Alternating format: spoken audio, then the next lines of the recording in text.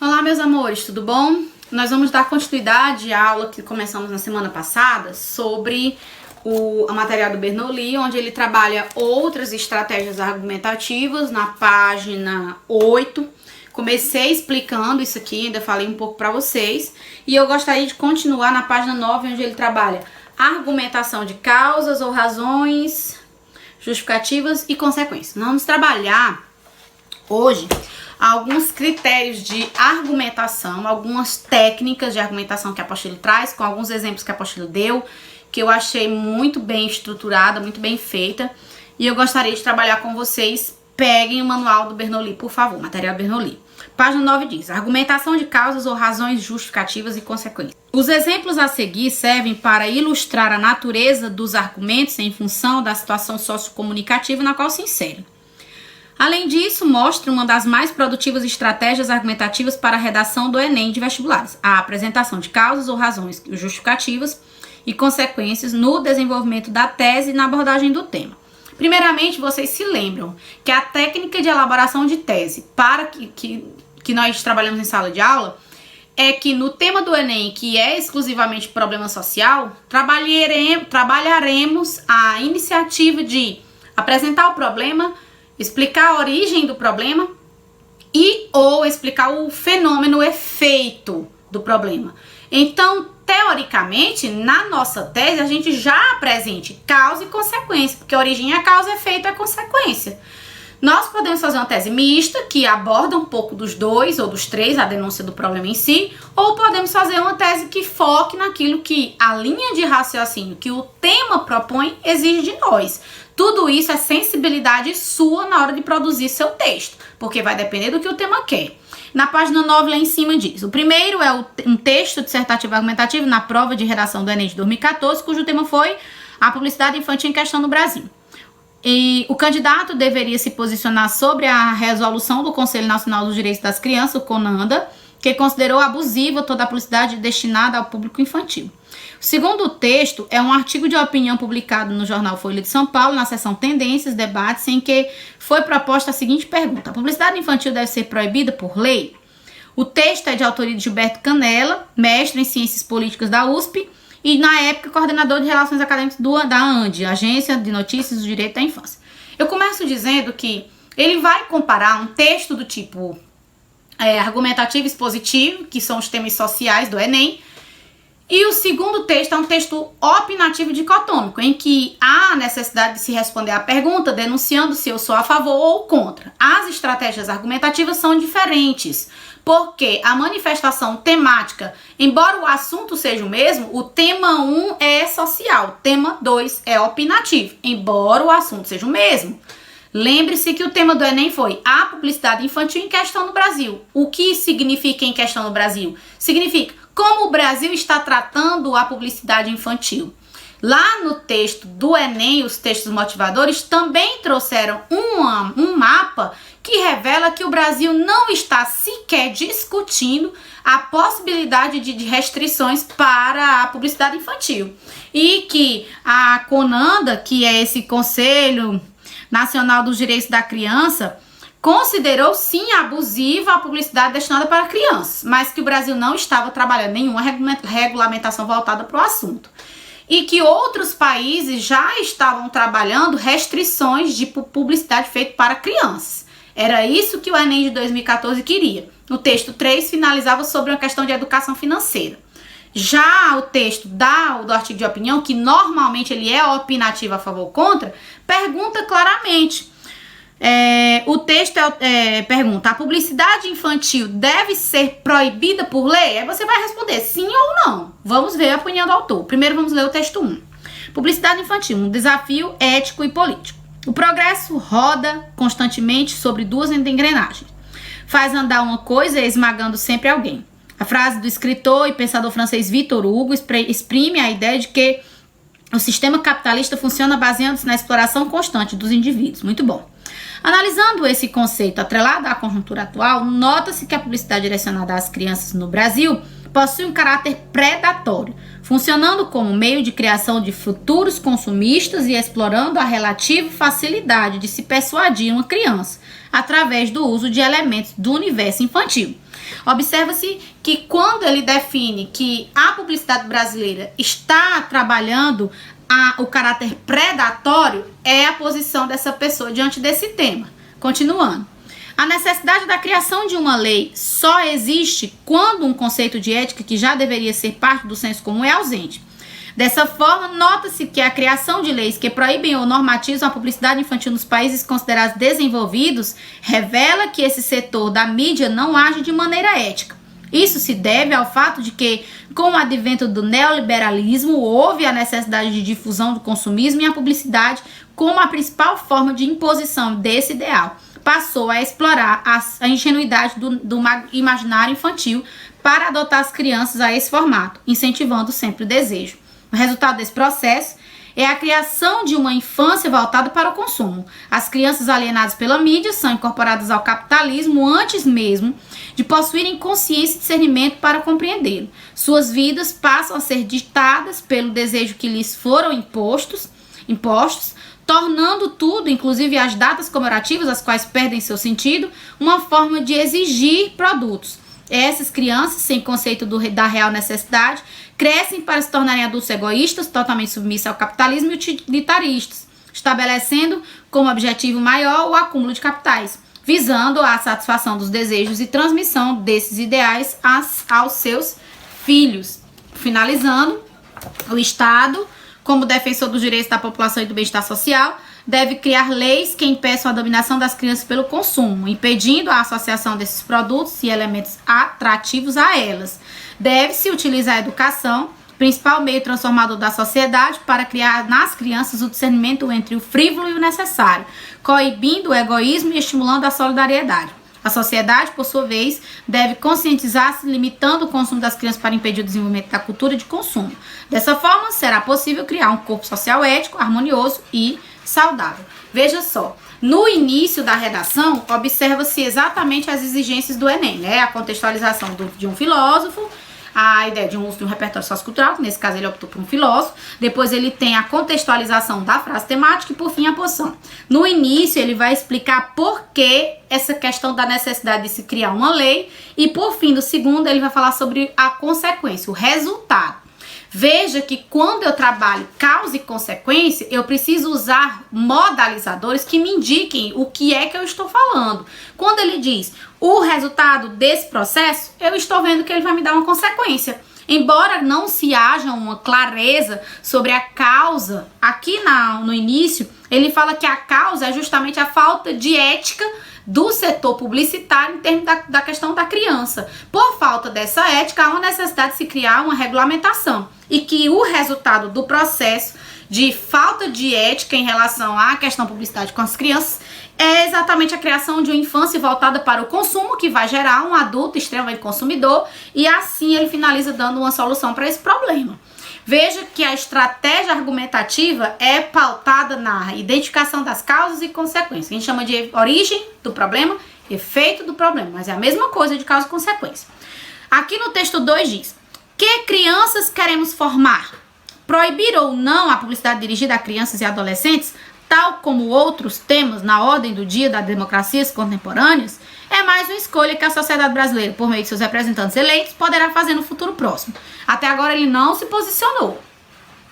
Uma estratégia relevante para eleger a melhor direção na encruzilhada aqui posta, vamos pelo rótulo do sim ou não, afinal, se encontra na reflexão acerca de uma questão anterior. Que crianças e adolescentes queremos formar? Se a resposta envolve uma preocupação essencial com o desenvolvimento de uma população infanto-juvenil menos voltada para o consumo, como é a capacidade de decisão consciente da diversidade que nos une a todos e todas e inclinada a aderir a uma sociedade pautada por valores que não estão associados a um modelo único de beleza corporal, a posse de determinados bens e serviços, a competição exacerbada, então adentraremos confiança na rota do sim. Aqui ele se posicionou. Ele respondeu sim à pergunta. Qual é a pergunta? Devemos ou não proibir a publicidade infantil para crianças e adolescentes? Aí aqui diz sim. visto que a ideia é formar crianças de acordo com esses critérios que a gente acabou de ler. Eleger uma programação televisiva livre de conteúdos publicitários direcionados a crianças e adolescentes é uma opção por colocar os direitos dessas populações acima de outros interesses. Olha só que aqui ele está começando a afirmar categoricamente frases positivas, visto que ele apostou no sim, para definir sua posição. Ele diz, tratá-las antes como cidadãos e cidadãs em processo de desenvolvimento do que como consumidores e consumidoras. É fortalecer as famílias, ampliando o seu poder de escolha ao eliminar a influência da publicidade do diálogo com os filhos. É, de uma vez por todas, fazer valer o artigo 227 da Constituição. Crianças e adolescentes são proibidas, são prioridade absoluta. Portanto, numa situação que coloca os interesses das crianças em lado oposto ao dos anunciantes, precisamos ter plena clareza sobre qual o prato da balança deve se pesar mais. Ao refletir sobre o tema, convidamos o leitor ou a leitora a estarem atentos para alguns parâmetros fundamentais da discussão. Primeiro, o princípio da liberdade de expressão e de informação não se aplica à publicidade. Não existe algo como liberdade de expressão comercial e não por outra razão, democracias contundentemente mais consolidadas no que a nossa, no que diz respeito à liberdade de imprensa, já proibiram a publicidade direcionada para crianças. Inclusive, a apostila do Enem mostrava lá no texto, países, mostrava um mapa, países em que já tinham deliberado a respeito dessa proibição. Aí ele diz, um segundo ponto importante é que a autorregulação, ou seja, a realizada pelos próprios anunciantes, mesmo que embebida de princípios corretos e louváveis, carece de um elemento fundamental para a promoção e proteção dos direitos humanos, o enforcement. Instituições autorregulatórias não são dotadas do poder de fazer valer os princípios que norteiam o direito da infância e da adolescência, caso alguém não deseje cumpri-los. Além do mais, há uma percepção cada vez maior de que a valorização de determinados padrões de consumo e beleza, sobretudo em uma sociedade desigual como a nossa, tem sido um dos fatores responsáveis por sérios problemas de saúde pública, como a obesidade infantil, transtorno na forma como os adolescentes lidam com o próprio corpo. Por último, deve-se destacar que há um consciente e explícito reconhecimento do mercado publicitário. Ver as declarações públicas de Charlie Idle, executivo do setor de pesquisa do mercado dos Estados Unidos, de que se valer das crianças como instrumento capaz de azucrinar as famílias é caminho eficaz para que os pais adquiram os produtos em oferta. Isso não pode, de forma alguma, estar em harmonia com a ética centrada nos direitos humanos. Somos, sim, a favor da proibição. Países como Suécia, Noruega, Itália, Irlanda, Grécia, Dinamarca, Bélgica, segundo estudos do professor Edgar Rebouças, da Universidade Federal de Pernambuco, já proíbem, ainda que com algumas diferenças entre si, a publicidade direcionada para crianças. Algumas dessas nações proíbem até mesmo toda e qualquer publicidade durante a programação infantil. Quais valores o caro leitor ou a caríssima leitora entende que devemos transmitir a nossas crianças e adolescentes? Responder a essa pergunta é condição prévia para decidir sobre a proibição ou não da publicidade infantil. O debate está aberto. Tá aí um texto publicado em 2019, bem recente. O tema foi de 2014. Se nós soubéssemos de tudo isso no Enem 2014, era bom demais, né? E que esse texto define posição do autor que diz que sim, que é a favor de proibir a publicidade infantil. Porém, no Enem, nunca em 20 anos de exame, 98, 2008, 2018, 22 anos de exame, eles nunca cobraram um tema do tipo dicotômico, a favor ou contra. Então tome muito cuidado com as estratégias que lhe é apresentado para argumentar. A ideia de contra-argumentação, a ideia de elaboração de uma tese por meio de juízo de valor é coisa de tema opinativo. E claro que dá para eu adaptar para o meu texto dissertativo, argumentativo do Enem. Porém, eu tenho que ter muita sensibilidade para saber o jogo de cintura. É por isso que eu tenho muito medo de misturar as coisas. Uma coisa sou eu que tenho plena consciência que há essa diferenciação, quais são as estratégias argumentativas adequadas para cada texto, e outra coisa sou eu que não faço a menor ideia do que é nem o que é um argumento, para poder eu estar confundindo a cabeça de vocês com vários tipos de textos, achando que tudo pode valer no Enem. Mas você viu claramente que ele trouxe um exemplo de redação do Enem e trouxe um exemplo de um artigo de opinião, que é um outro gênero, como eu já falei para vocês, mais livre. Ele traz, inclusive, uma válida conversa com o leitor, enquanto que no texto dissertativo e argumentativo a gente tem que ter impessoalidade. Cuidado para não misturar as coisas. Eu repito várias vezes isso aí. Página 11 diz bem claro quais são os aspectos do texto 1 e do texto 2. Ele faz uma comparação. Vamos lá. Nós temos o tema do texto 1, regulação da publicidade infantil. Texto 2, proibição da publicidade infantil. O objetivo, que é posicionar-se em relação à questão da regulação da publicidade infantil no Brasil. E aqui diz que é posicionar-se em relação à proibição da publicidade infantil. Público-alvo, avaliador, especialista em redação do Enem. E no segundo é os leitores do jornal. Lembrando aqui que nosso público-alvo não é o avaliador, é um leitor universal. O avaliador vai simplesmente julgar se o nosso texto está acessível para o leitor universal. Você tome cuidado com o sujeito que vai ler sua redação. Sempre imagine que quem vai ler sua redação seja o leitor universal.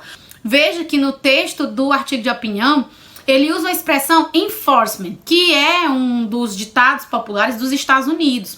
Em enforcement, eles usam application e granting, eu não sei ler bem, mas a ideia é enforcement, que é execução da lei, a aplicação, application, que é a aplicação da lei, e o cumprimento, que é essa expressão, greeting, eu não sei bem ler isso, mas é a ideia de você aplicar as medidas punitivas.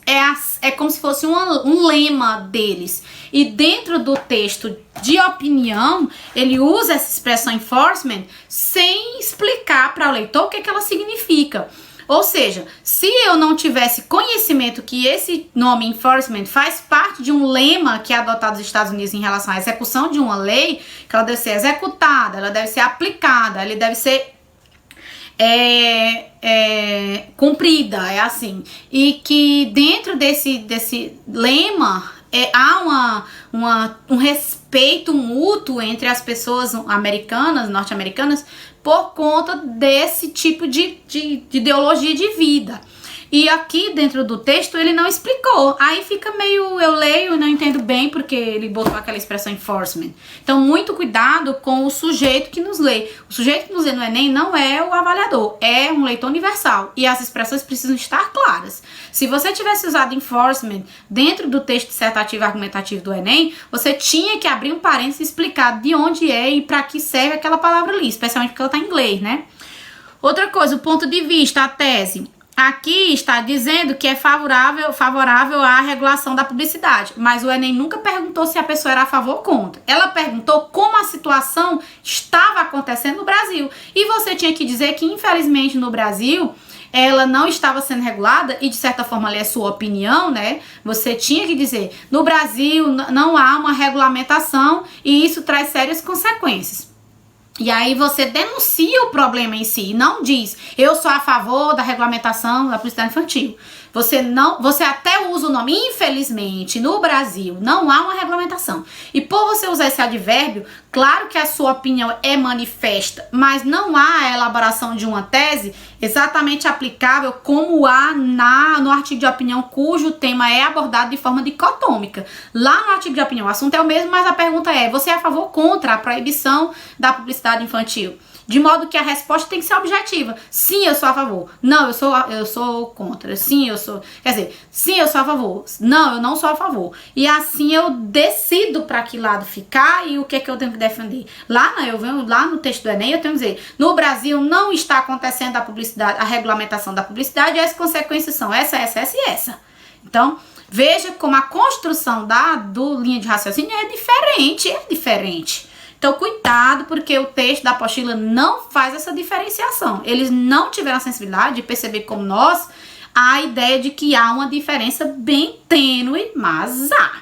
E aqui ele diz assim, favorável à regulamentação. Analisando esse conceito atrelado à conjuntura atual, nota-se que a publicidade direcionada às crianças no Brasil possui um caráter predatório, funcionando como meio de criação de futuros consumistas, explorando a relativa facilidade de se persuadir uma criança. Sim, quando o autor desse texto diz que é um caráter predatório, ele está dizendo que é a favor, melhor dizendo, é isso mesmo, é a favor da regulamentação.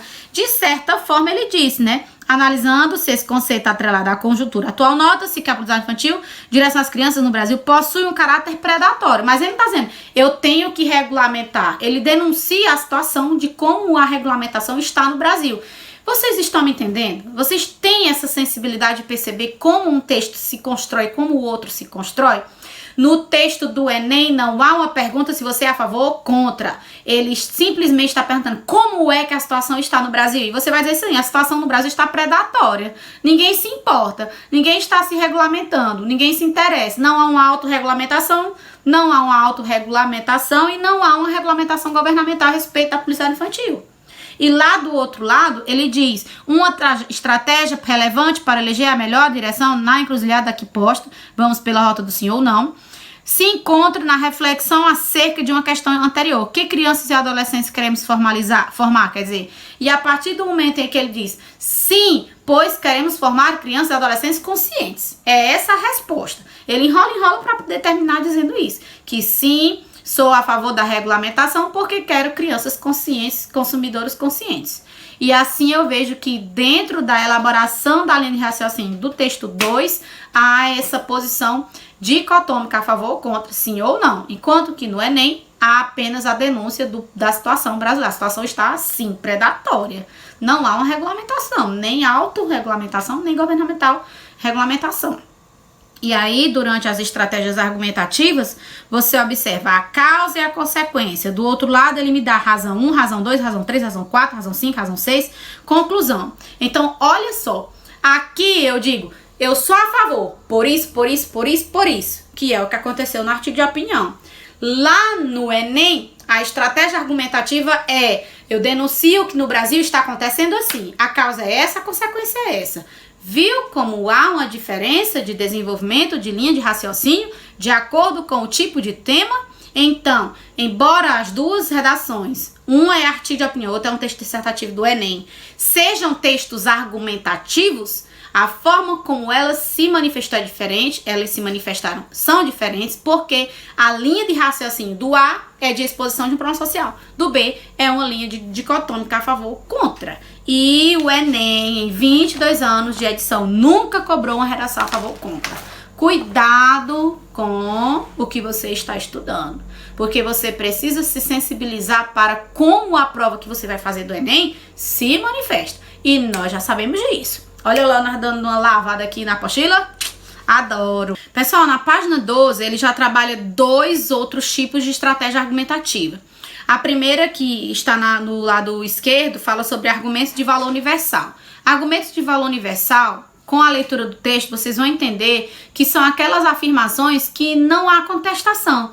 Todo mundo acredita que para ser alfabetizado a pessoa precisa ler e entender o que leu.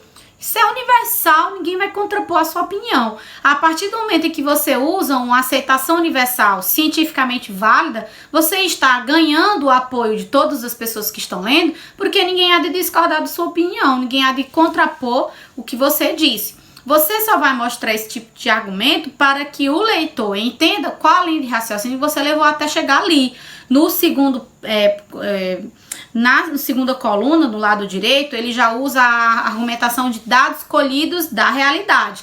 Ele fala não apenas sobre dados, pesquisas, números, porcentagens, mas de todo e qualquer fato histórico, filosófico, colhido no nosso dia a dia de escola, de leitura, de jornal, e que você pode utilizar com certeza como argumento. Isso aí é aquela prova factual, aquela prova concreta de que o que você diz tem razão.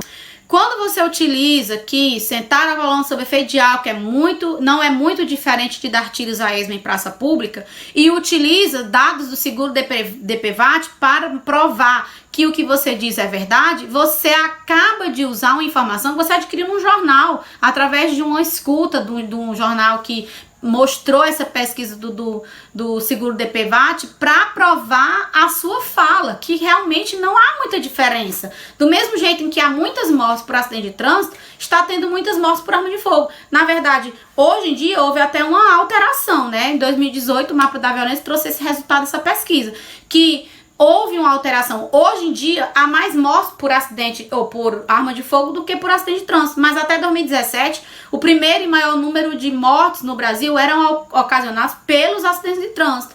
E houve essa grinada, essa mudança de posição, no entanto, muito próximas uma da outra. Ou seja, não é muito diferente. Dirigir embriagado não é muito diferente de ficar dando tiros à toa na praça pública.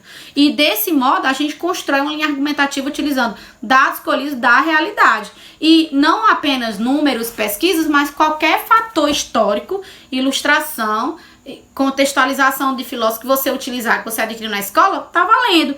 Na página 13, ele trabalha citações de autoridade, que é onde vai se encaixar mais a ideia de um especialista, de um filósofo, de um sociólogo. E, por fim, ele usa na página 13 ainda os exemplos e ilustrações. Eu acho que é maravilhosa a forma de argumentação baseada em exemplo e ilustrações, porque quando se joga uma ilustração que aconteceu, uma ilustração que eu digo, é um fenômeno que aconteceu na sociedade, que prova que realmente o que você está dizendo é comum. Um exemplo disso é aquele tema dos justiceiros com as próprias mãos, que você usa a história de Fabiano Maria de Jesus para provar que a sociedade tenta fazer justiça, que afinal de contas é uma justiça injusta, porque Fabiano morreu inocente, não era ela. E quando a sociedade não deixou a Fabiane se explicar, apedrejando-a, abusando, batendo, chutando, cuspindo, jogando ela num ralo, no esgoto, passando com a bicicleta por cima dela, a sociedade a judiou por 3 horas seguidas, sem ela conseguir dizer o que foi que aconteceu. Ela nem sabia do que ela estava sendo acusada. Que justiça é essa? Então, você usa uma ilustração para provar que a justiça com as próprias mãos não é justiça. E aí você amarra o que você diz. É maravilhoso esse tipo de argumentação. E para finalizar, página 14 traz o relato e a descrição.